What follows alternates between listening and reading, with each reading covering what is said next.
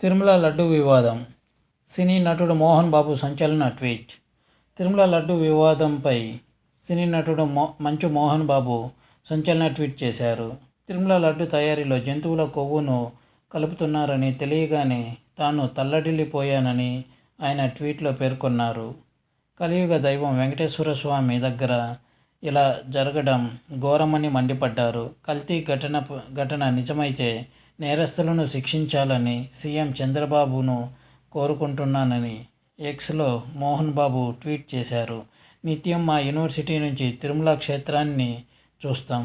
నాతో పాటు వేలాది మంది ఉపాధ్యాయులు, విద్యార్థులు నిత్యం భక్తిపూర్వకంగా నమస్కరించుకుంటాం. ఆ స్వామి దగ్గర ఇలా జరగడం ఘోరం, పాపం, ఘోరాతి ఘోరం, నికృష్టం, అతి నీచం, హేమం, అరాచకం. ఓ భక్తుడిగా దిగ్భ్రాంతికి గురయ్యా అని మోహన్ బాబు ఆగ్రహం వ్యక్తం చేశారు. ఇది